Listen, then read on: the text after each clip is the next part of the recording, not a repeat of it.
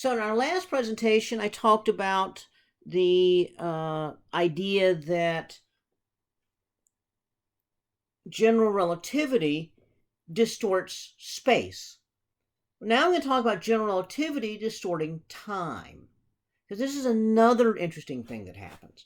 Remember, light has to travel the shortest distance between 2 points.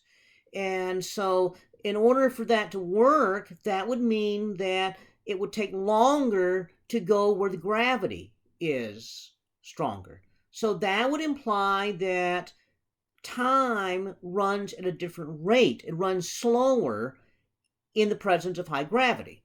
And so an example of that would be if you had a tower, and the first floor of the tower you had like atomic. In fact, this has actually been done using an atomic clock on the first floor of a building and an atomic clock at the top floor of the building. And just like the moving atomic clock was behind one that's sitting stationary with the test of special relativity, the one closer to the ground where the gravity is a little bit stronger is actually running a little behind the one that's higher where the gravity is a little bit weaker. And so that means, well, it means your head ages faster than your feet. But it also means that if you had a light source and it's oscillating with a certain frequency, frequency is related to the period. That period is longer, and so the frequency is less if you're viewing it from farther away. So the light basically can be thought of as being stretched by the gravity, is one way of looking at it. Or another way of looking at it is that the time is running slower here, so the higher frequency is really perceived as a lower frequency further away. And so so that gives you a gravitational redshift. White dwarf stars, very compact, gravity is very strong. Neutron stars, even more compact. Gravity is unbelievably strong near a neutron star. So if you were in orbit around a neutron star, but always the same distance away, but you looked at the neutron star, because it has such enormous gravity, the neutron star would be redshifted. It would be as if it was always going away from you, even though it's always the same distance from you. And that gravitational redshift. Okay, so it's not because it's moving away from you, it's because gravity is so strong, it's slowing time near the presence of it, and so the light being emitted is redshifted. It's shifted to a not shifted because of velocity, but shifted because time is running at a different rate. And so this is a gravitational time dilation. That gravitational time dilation also is related to orbits. For example, the planet Mercury does this sort of spirograph orbit around the sun, shifting a little bit every time around, because when it's closest to the sun, time is running slower than when it's farther away from the sun. And so this sort of shifting here, called the precession of Mercury's orbit, was something that was discovered back in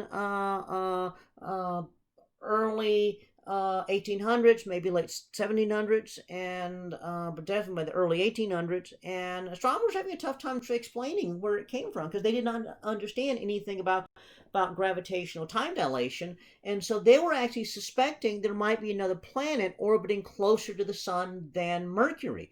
And so every time there was a solar eclipse in the 1800s, they were searching for this mysterious extra planet. They even named it. They called it Vulcan. And so they were searching for Vulcan every time there was a solar eclipse. They never found Vulcan because that planet's not really there. What was causing the shift in Mercury's orbit had nothing to do with an extra planet. Instead, it had to do with the sun and the gravitational pull of the sun and time dilation due to that. Well, this now starts getting us back into a black hole. So the idea of a black hole is, as something gets more and more compact, you stretch light more and more, you stretch time more and more. So by the time you reach a black hole, you've basically stretched time infinitely and you've stretched light infinitely. The result is that by a separate branch of mathematics, not what we had derived earlier for black holes, but for a separate branch of mathematics, we can now say that therefore you can use general relativity to derive a black hole. And you could say that a black hole is such an object that not only is the escape velocity bigger than the speed of light, but space itself is stretched beyond the breaking point in some sense. It is stretched such a way it's infinitely stretched, and time is stretched infinitely. So in fact, at the Schwarzschild radius, time stops and space is infinitely stretched. So inside the Schwarzschild radius, you back to this deal where it's almost like you're stretched into an imaginary frame. You're stretched beyond the limits. You're back to this dividing by zero thing, or square root of a negative number type thing. So that's what happens. The entire object, if it's bigger than a certain amount, certain size, gravity wins. It shrinks down to a singularity. Anything inside the Schwarzschild radius, which you can calculate, before an earlier lecture, I calculated the Schwarzschild radius. Then anything inside that is this space, this region of space where you're stretched beyond the breaking point, beyond elasticity, you're stretched to the point that if you try to figure out how much you've stretched, you got to divide, you got to multiply by something that is the square root of a negative number. And time inside there is so distorted that to find out how time passes, you're taking the square root of a negative number. So this is all not real. This is all, again, it's orthogonal to the universe. And so these are concepts that are difficult to imagine as to what's happening in there. But basically, you do not have the passage of time in a normal fashion. You do not have the measure of space in a normal fashion. You can't, because of this incredible gravitational stretching and distorting. And so that is what defines your black hole, is if you're inside that Schwarzschild radius, then all this weird stuff happens. So, how big is too big? We're pretty sure that, up to 20, 25 solar masses, you get a really big neutron star. When you get to about 30 solar masses, it begins to the point that it's not real sure what's going to happen. If you get over 50 solar masses, we're pretty sure you get a black hole. So some books say, between 25 and 30 solar masses, if you get bigger than that, you get a black hole. Other books say you have to get bigger than 50 solar masses. It's not exactly clear as to how elastic neutrons are when you get the collapse. So somewhere in the range of 30 to 50 solar masses is probably this delineator. Notice that you still get a supernova. The core shrinks down to a neutron star that's maybe bigger than 3 solar masses. The rest of the star, between 30 and 50 solar masses of that star, still goes into an explosion. So the supernova does not actually consume the entire star. Not the entire star goes into the black hole, only the core does, and the shock of this giant collapse still triggers a supernova, which blows away the rest of the star. So your black hole, that we're describing now, we call a Schwarzschild black hole, is really nothing but a singularity. Everything is shrunk to the singularity. The Schwarzschild radius defines the distance from the singularity at which all the weird stuff happens.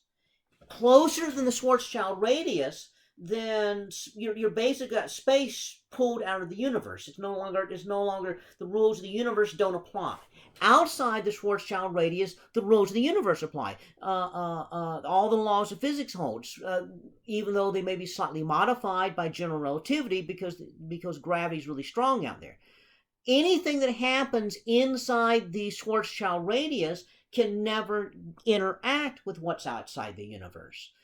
because you'd have to be going faster than light to get away. And besides, time doesn't pass properly in there. Space doesn't pass properly in there. You can't go faster than the speed of light. So that means that any event that happens closer to the Schwarzschild radius will never impact the rest of the universe.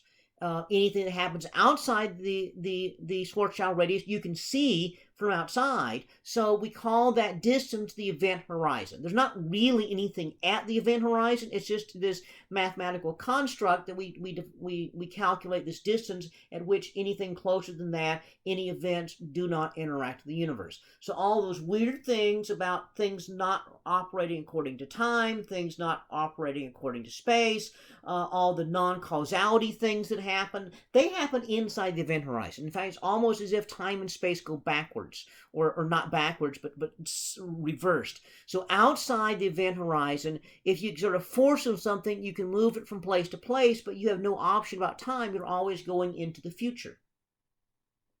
10 seconds from now, you'll be 10 seconds in the future. A year from now, you'll be a year into the future. Inside the event horizon, it doesn't work that way. You can exert a force on it and push it into the present or the past, present or the future or the past. On the other hand, you have no option about where you are. You are always going closer to the singularity. And so inside the event horizon, then space and time are almost inverted from one another, though it's mathematically not quite even that simple. So again, this is a very bizarre and weird kind of object that is described mathematically.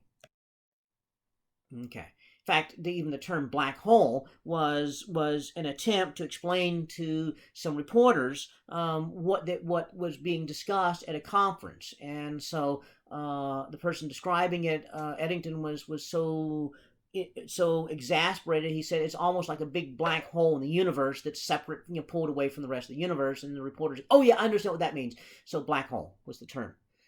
So a type 2 supernova, the merger of two neutron stars, any of these things that puts enough mass together that it collapses beyond that point of 3 solar mass neutron star, that would give you a black hole.